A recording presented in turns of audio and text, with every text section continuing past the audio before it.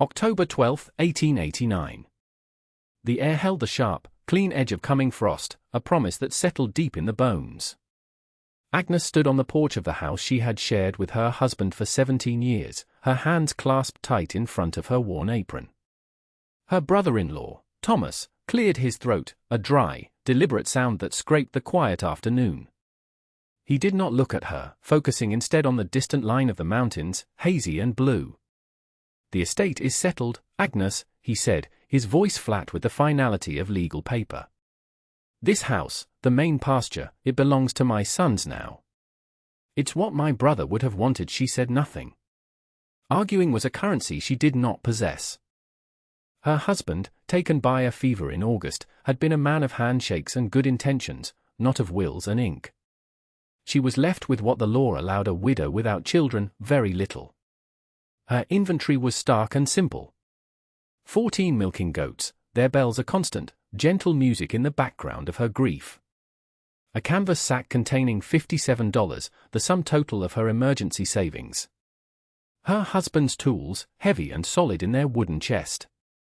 And the deed to a 30-acre parcel of land a few miles north, a piece of ground so rocky and windswept it was known locally as the Scrabble. He had bought it for a pittance, thinking one day he might quarry stone from it. Now, it was her entire world. Thomas finally risked a glance at her. "You can't keep the herd here. There's no room, and my boys will be bringing their own stock down from the high country before the first snow." The unspoken words hung between them. "You are no longer part of this household. You are on your own." She finally met his gaze, her own eyes as clear and steady as winter water.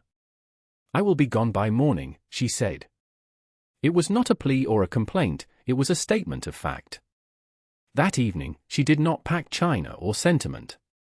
She packed what was useful: 2 heavy wool blankets, a cast-iron skillet, a sack of flour, another of beans, a tin of coffee, and a small box of matches. She sharpened the axe and oiled the spade. The goats, sensing the disruption, huddled close by the fence, their golden eyes watching her every move. She was their anchor, and now she was pulling that anchor up from the only soil it had ever known. As the last light bled from the sky, she stood by the small plot where her husband was buried and laid a single, smooth river stone on the mound of earth. There were no tears. Tears were a luxury, like sugar or forgiveness. Surviving was building. And she had to start building now. She reached the Scrabble the following afternoon, her small herd trailing behind her like a weary, dusty comet's tail. The land was exactly as its reputation suggested, a hostile expanse of fractured shale, stubborn sagebrush, and incessant wind. It was a place things came to die, not to live. There was no timber to speak of, only a few skeletal junipers clinging to the rock. A traditional log cabin was impossible. A sod house was equally out of the question. The soil was thin and gravelly, incapable of being cut into the thick, sturdy bricks she would need. For 2 days, she and the goats lived under the open sky, huddled behind a rock outcropping that did little to blunt the slicing wind. Her $57 felt impossibly small, a flimsy shield against the coming winter. On the 3rd morning, walking the perimeter of her property, she found it. It wasn't much, just a shallow cut bank carved by millennia of spring runoff, creating a south-facing slope that rose about 10 feet high. The earth here was denser, a mix of clay and decomposed rock. As she stood before it, the morning sun warming her back, an idea began to form, not from memory or experience, but from pure, desperate logic. The earth itself could be a wall. It held the day's heat long after the sun had set. If she could dig into it, she would have 3 walls provided by the land itself. But the roof, the 4th wall, that was the problem. Wood was scarce, and she couldn't afford to have milled lumber hauled in.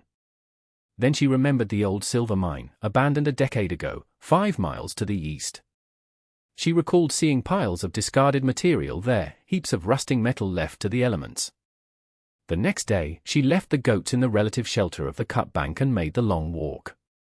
What she found was a treasure trove of industrial decay.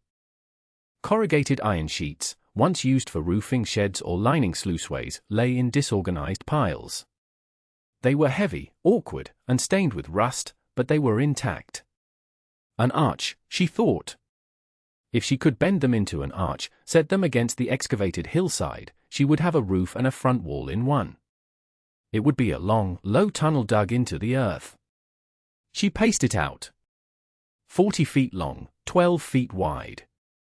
It was a monumental task, a project for a team of strong men, not a lone woman with a spade and a stubborn will. That night, back at her cold camp, she drew the shape in the dirt with a stick. A half-circle pressed against a straight line. It looked strange, like a beetle's shell or a great metal rib bone. She did not know if it would work. She did not know if she had the strength to haul the iron or dig the earth. But looking at her goats, their warm bodies pressed together against the chill, she made a quiet vow. She would not lose them. Their survival was her own. The work began with the rising sun and ended when her muscles screamed in the twilight. Her world shrank to the scrape of the spade against rock, the rhythmic thud of the pickaxe, and the hollow ache in her shoulders. She dug into the hillside, carting away the earth and stone one wheelbarrow load at a time, creating a long, flat terrace backed by a 10-foot-high wall of solid ground. The soil was stubborn, a dense clay interwoven with a web of ancient roots and sharp-edged stones that tore at her hands. After a week of relentless digging, she had cleared a space 40 feet long and 12 feet deep. It was a raw, earthen wound in the side of the hill. Then came the iron.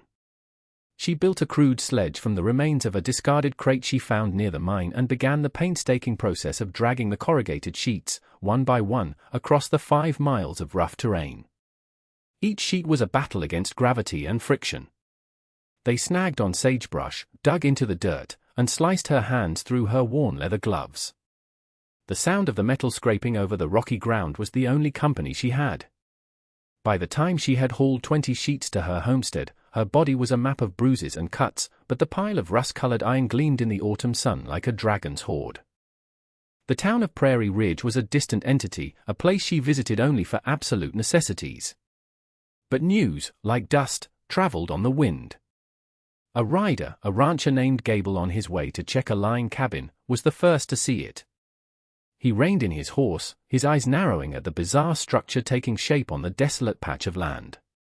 Agnes was wrestling a sheet of iron into place, trying to bend it into the curve she needed.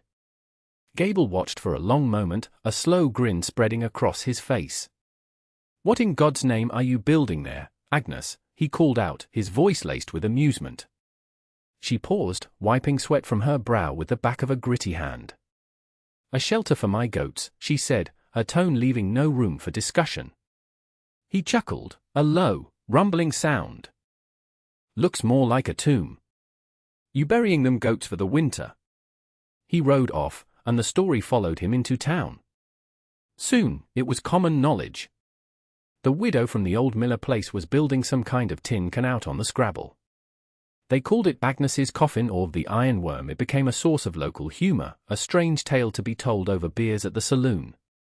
She heard the whispers when she went to town for salt and flour. She saw the smirks and the sideways glances.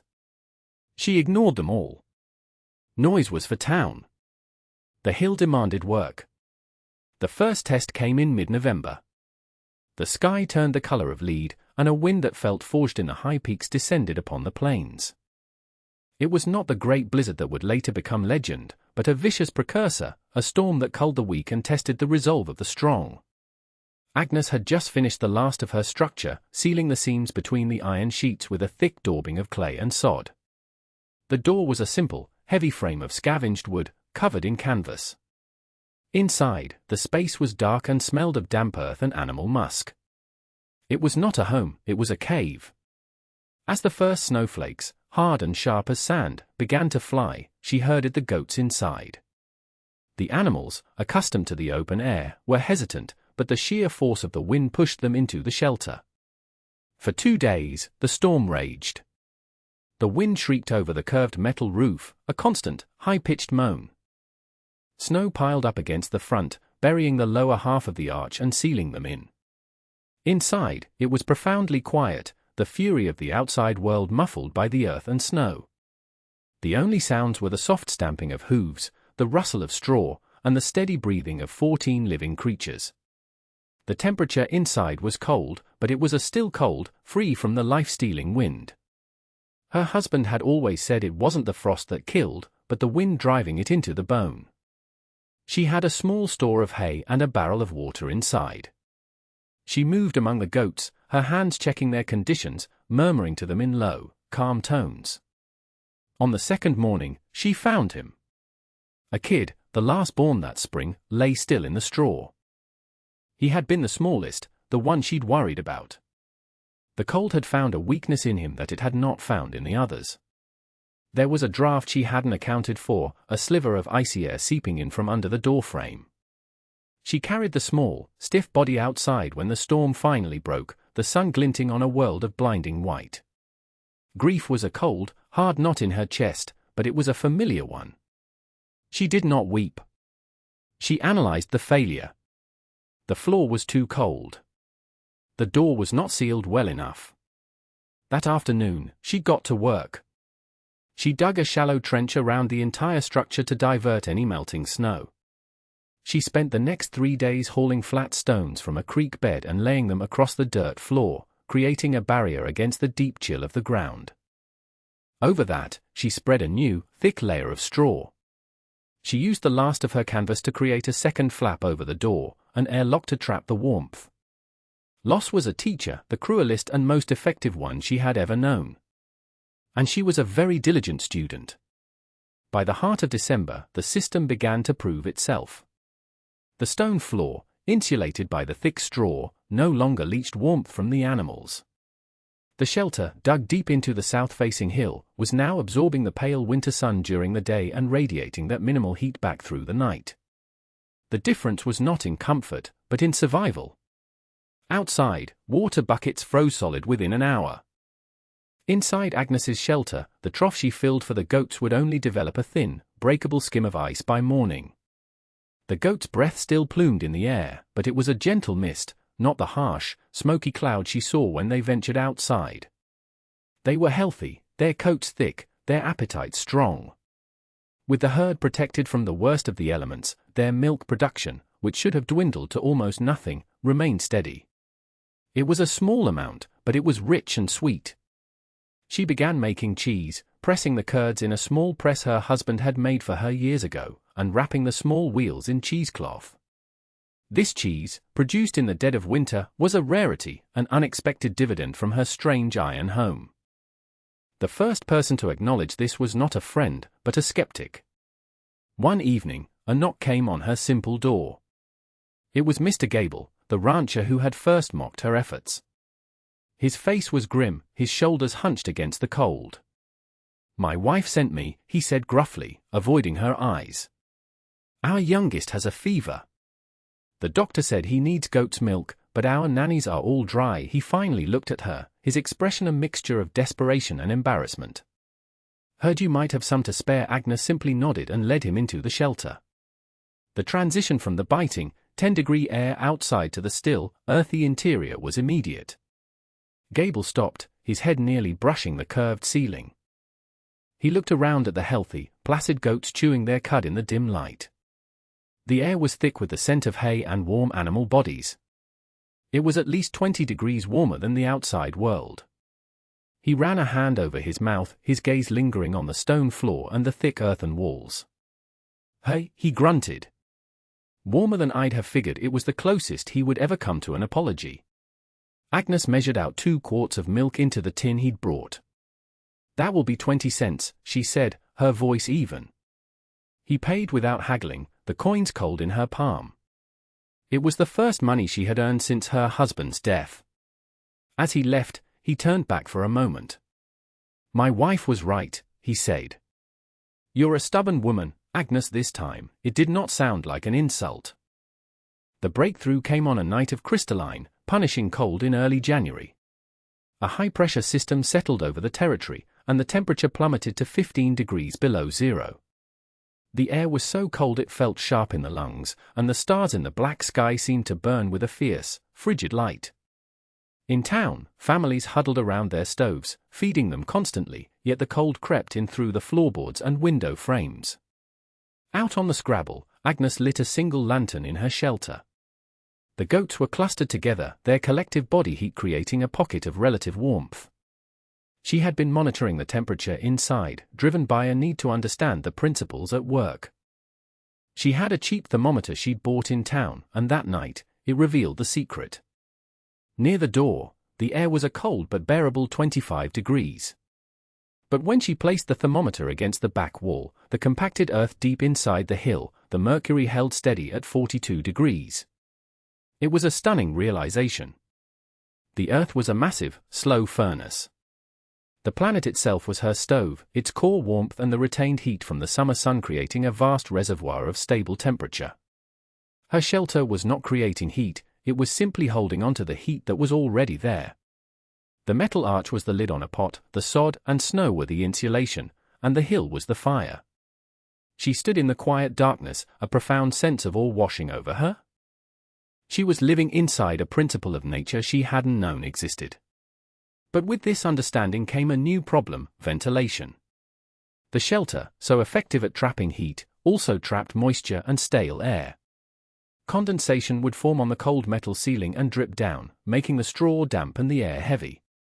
This could lead to lung sickness in the herd. She needed a way to let the bad air out without losing all the warmth. Her solution was another piece of scavenged technology from the mine, a narrow length of rusted stovepipe. The next day, she carefully cut a small hole in the very top of the arch.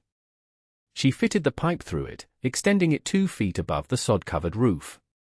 She sealed the join meticulously with more clay and tar she'd found. The science was simple, something she understood intuitively from watching smoke rise. The warmest, dampest air, created by the breathing of the animals, would naturally rise to the highest point, the top of the arch, and escape through the pipe. This slow, steady exodus of air would in turn create a gentle suction, pulling fresh, cold air in through a small, baffled vent she created low on the door. The effect was immediate. The air inside, while still cool, became drier and fresher. The dripping stopped. The goat seemed more energetic. She had created a living, breathing system, a partnership between earth, animal, and iron. The stories about Agnes's shelter began to change. The tin coffin was spoken of less.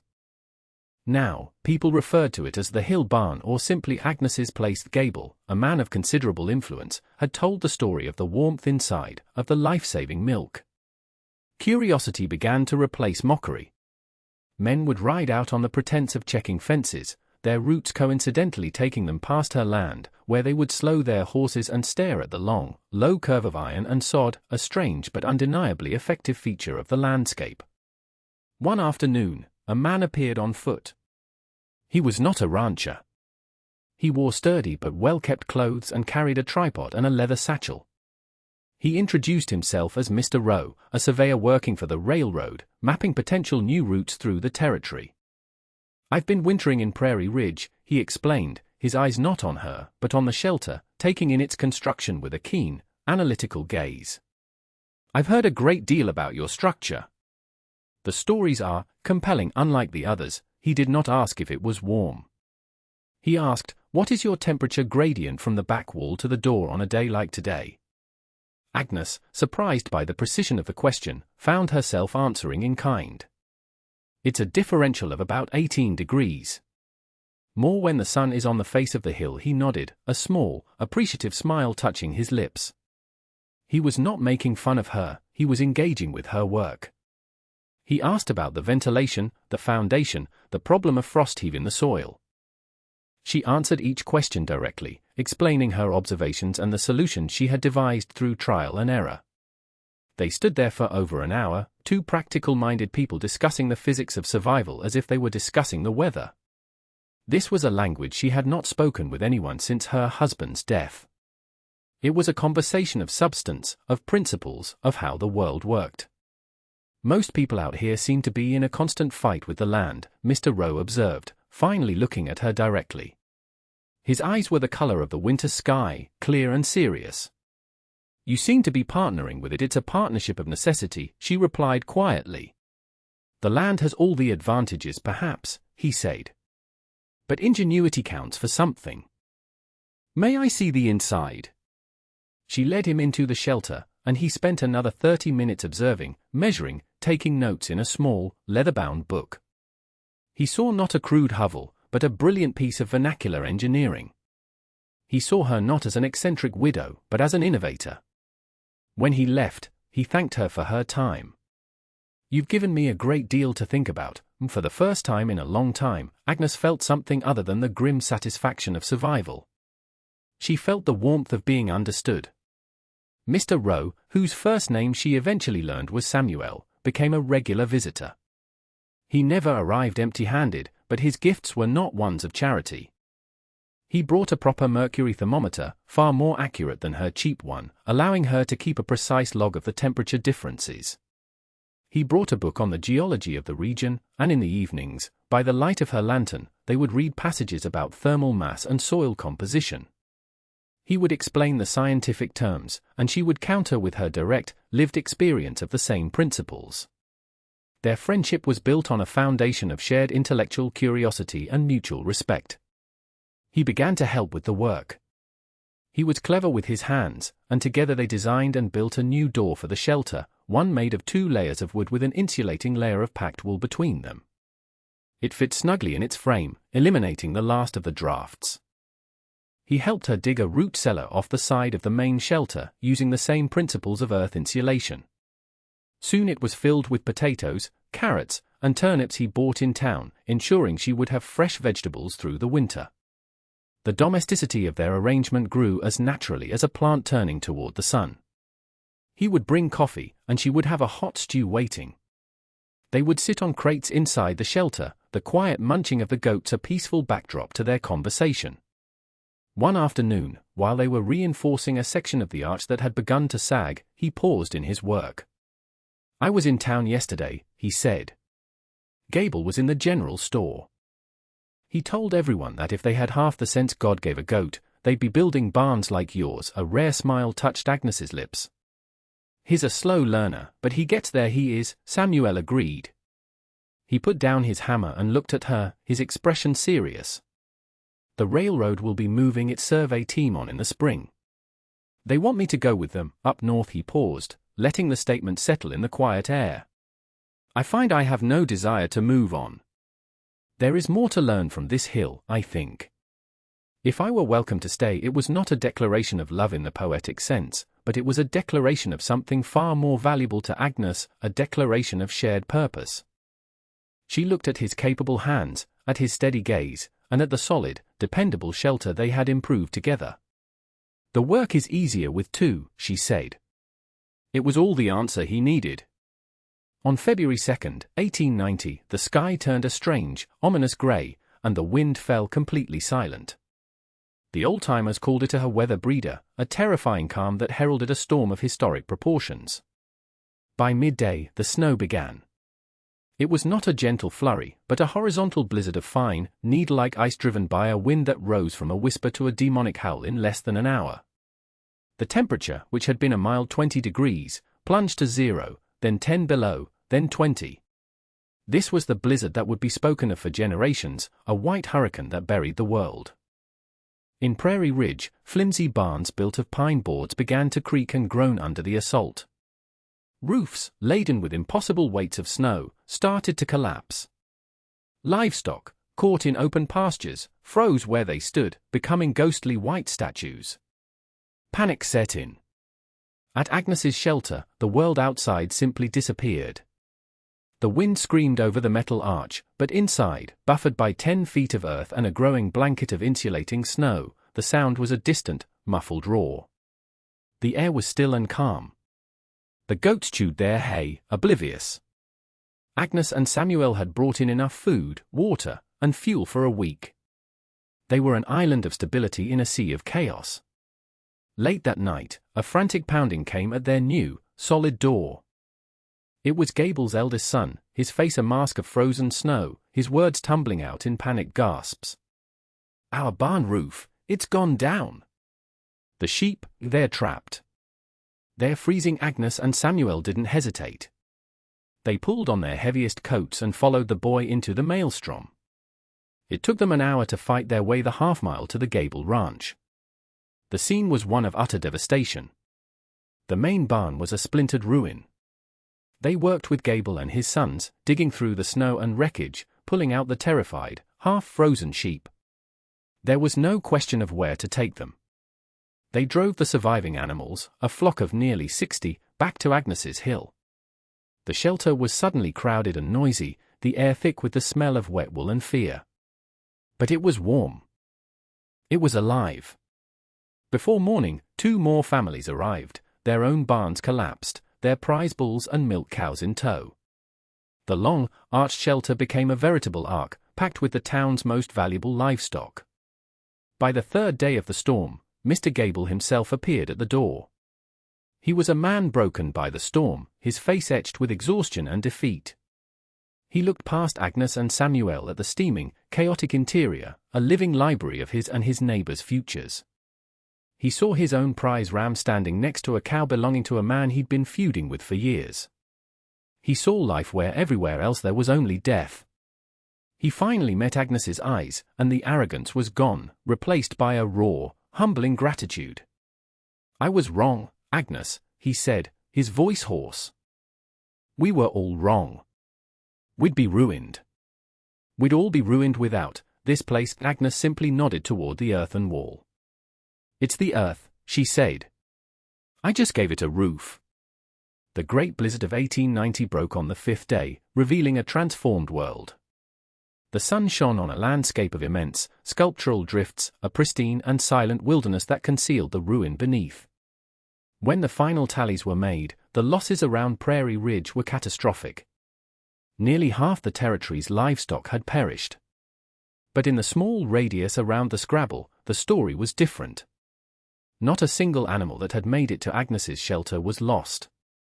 Her tin coffin had become the town's salvation. The following spring, as the last of the great drifts melted away to reveal the greening land, a man from the territorial capital arrived. He was a professor from the State Agricultural College, a meticulous man with spectacles and a notebook. He had heard the incredible stories of the widow's earthen barn and had come to see it for himself.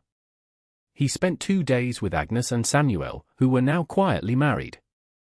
He measured everything: the thickness of the sod roof, the angle of the slope, the depth of the excavation. He recorded the temperature logs that Samuel had so carefully kept. He sketched the ventilation system, marveling at its simple genius. He filled his notebook with figures and diagrams, his initial academic skepticism giving way to profound astonishment. On his last day, he sat with them outside the shelter, the spring sun warm on their faces. "This is a revolutionary design, Mrs. Rowe," he said, his voice filled with genuine admiration. "In its own way, it is as elegant as a suspension bridge. It uses natural principles to achieve what usually requires immense amounts of lumber and labor.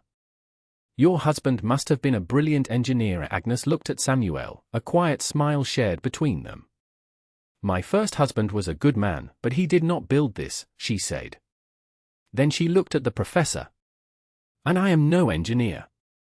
The hill does the work. The animals provide the heat. I just paid attention." The professor published his findings in a university bulletin titled Principles of Subterranean Husbandry, a case study in prairie innovation. He called the design the Rowe Earthen Arch. The name never stuck locally. To everyone in Prairie Ridge, and eventually to the ranchers in the surrounding counties who began to build their own versions, they were, and always would be, Agnes's hills. Years passed. The 30 acres of the scrabble became a thriving, prosperous homestead. More shelters were built into the hillsides, interconnected by paths and fences. The goat herd grew, and their winter cheeses became famous throughout the territory. Agnes and Samuel lived a quiet, industrious life, their days governed by the seasons and their partnership a testament to shared work and quiet understanding.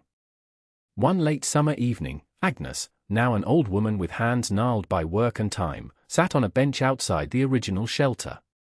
Samuel sat beside her, his hair as white as the winter snows they had survived. She reached out and placed her palm flat against the iron arch. The metal, which had baked in the sun all day, was radiating a deep, penetrating warmth. Beneath it, she could feel a different, more profound heat, the slow, steady, and patient exhalation of the earth itself. It was the pulse of the world, a warmth that had been there all along, waiting for someone to simply pay attention.